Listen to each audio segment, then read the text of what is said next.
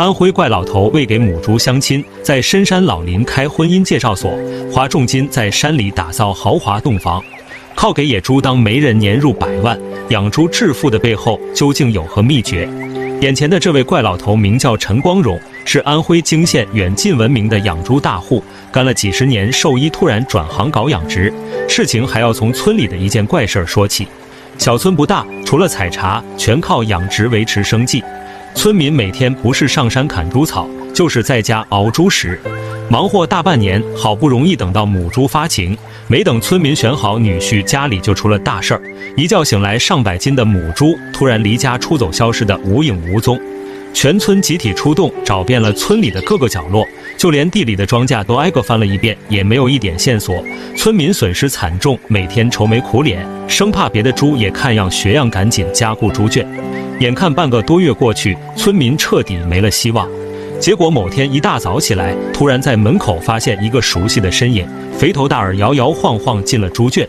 半个月没见，身上虽然有擦伤，但没大碍。听说离家出走的母猪回来了，村里人纷纷赶来凑热闹，都夸母猪有灵性，是个宝贝。结果养了几天，村民越养越不对，母猪肚子出奇的大，一看就是怀孕了。村民哭笑不得，只能小心伺候。几个月后终于发动，结果白白嫩嫩的大母猪竟生下一窝怪家伙，10几只小猪仔浑身都是豹纹。当时陈光荣就在旁边。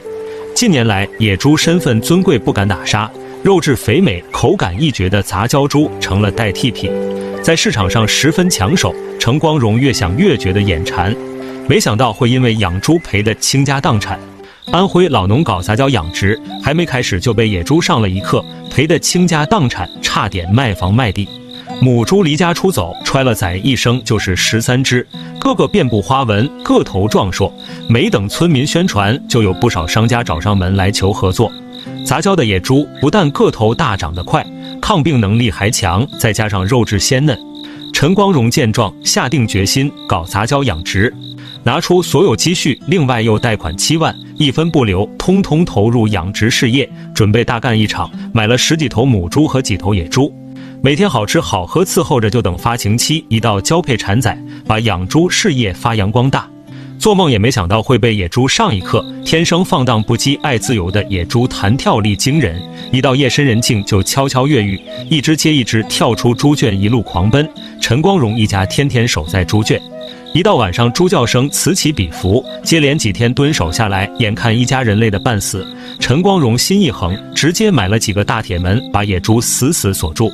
性情暴躁的野猪怎么可能乖乖听话，疯狂撞击大铁门想逃出去。几个月下来，没等到发情期就死的死，伤的伤，就算和母猪关在一起也没有丝毫反应。几年下来，就4头母猪成功交配，结果12只花斑小猪还没有普通猪仔健壮。陈光荣的养猪计划彻底失败，赔光家底不说，因为还不上贷款，家里的老宅也被查封。眼看倾家荡产，陈光荣还是不甘心，一气之下钻进深山老林，给野猪相起了亲。安徽怪老头给野猪相亲，在深山老林开婚姻介绍所，靠当月老1年狂赚上百万。第一次创业赔得倾家荡产，陈光荣不顾家人反对，越挫越勇，圈养不成那就散养。陈光荣灵机一动，把主意打到了野猪身上。养殖场背靠大山，山里住着几十只土著，只要把母猪赶上山接种，绝对大有收获。但野猪天性敏感人，要在旁边看着，绝对不肯露面。为了不让母猪白白走丢，陈光荣还做了个实验，这才发现，别看母猪胆小，上山后竟然沿路拿粪便做标记。